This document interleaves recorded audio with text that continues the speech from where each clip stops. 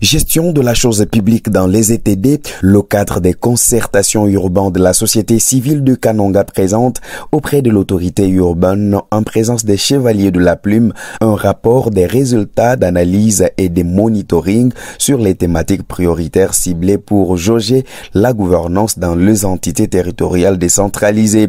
En province, les programmes parcs mis en œuvre par INADES représentés par Krong Kasai Central avec les financements du 11e FED API 3, cadre de concertation de la société civile de la ville de Kananga, commune rurale de Matamba et Demba. Suivez à ce sujet Madame Urène Bombo, présidente du cadre de concertation de la société civile, qui revient sur le sens de cette activité. Nous avons fait le monitoring sur l'insalubrité publique, les faibles impacts de la taxe sur étalage et la déperdition scolaire.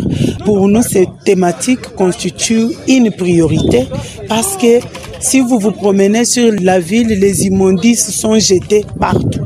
Actuellement, vous allez observer que beaucoup d'enfants arrêtent spontanément les systèmes éducatifs. À travers ces thématiques, notre objectif était de fouiller, creuser les causes pour savoir les tenants et les aboutissants de l'insalubrité.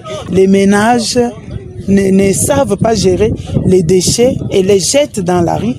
Nous avons les autorités qui viennent en deuxième position parce que ces autorités ne prennent pas de décisions strictes en termes de gestion, de collecte des ordures.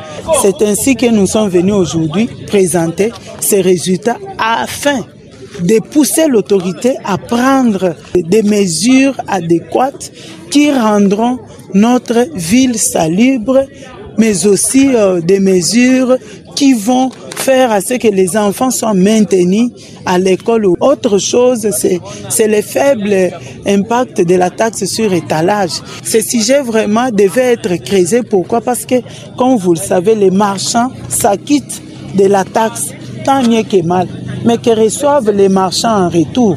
Quel est l'impact de la taxe sur les marchands?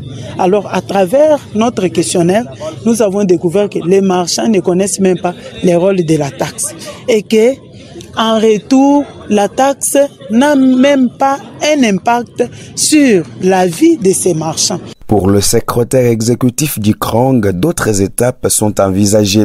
Albert Kyung-Mwepu les démontre dans cet extrait. Il est prévu une campagne médiatique. Nous allons revenir vers vous. Il y a tout un paquet des émissions radio, télévisées. On doit se servir des plateformes numériques, on va revenir vers les blogueurs, on va voir tous ceux qui ont une forte audience pour, n'est-ce pas, s'appuyer sur eux et faire passer des messages de sensibilisation. Vous allez suivre des spots, ainsi de suite. Donc tous ces paquets seront mis en œuvre pour réveiller la population et responsabiliser la population. Il est aussi prévu de façon pédagogique des investissements tangibles. Ça veut dire quoi? On est là dans la participation à la gestion du bien commun.